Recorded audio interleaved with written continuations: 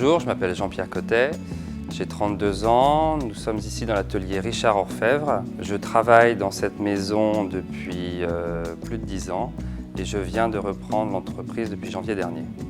J'ai commencé ma formation à l'école de la rue du Louvre en tant que bijoutier avec après une formation en spécialité d'orfèvrerie. Et je suis rentré donc en 2002 au sein de la maison Richard où pendant 10 ans j'ai appris sur le tas, comme on dit, ma formation d'orfèvre. Le métier d'orfèvre est très large. Chaque maison a ses spécialités. Ici, chez Richard, depuis maintenant plus d'un siècle, nous sommes spécialisés dans la fabrication de couverts en argent massif. C'est-à-dire que nous allons forger des couverts à la main et ensuite les estamper. C'est vraiment le gros de l'activité de la maison. Nous sommes spécialisés également dans tout ce qui est fabrication d'orfèvrerie de naissance et également tout ce qui est fabrication de prototypes, de petites séries, par exemple pour des jeunes designers qui souhaitent travailler en France, mais également beaucoup de réparations. Nous travaillons avec beaucoup d'antiquaires ou de particuliers qui souhaitent restaurer l'orfèvrerie ancienne. Le métier d'orfèvre, ça vient de Orifaber, c'est-à-dire le travail des métaux précieux pour fabriquer des bijoux ou de la vaisselle.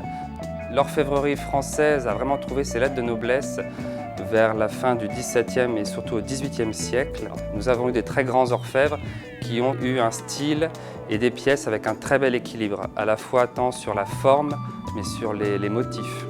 C'est ce qui a fait la réputation dans le monde entier de l'orfèvrerie française.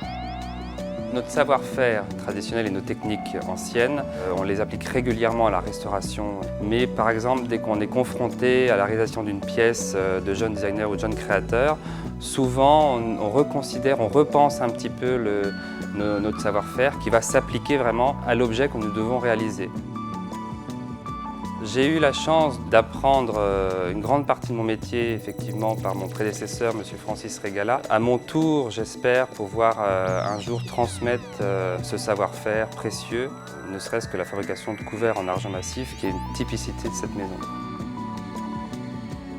L'avenir de la maison, parce qu'il est vrai que c'est une très belle maison avec des belles collections, un beau savoir-faire, une certaine réputation. Mon souhait, c'est d'essayer de se développer de plus en plus par rapport à la création contemporaine, montrer qu'au sein d'une très vieille maison avec des techniques anciennes, nous sommes capables de faire des pièces extrêmement contemporaines dans l'air du temps.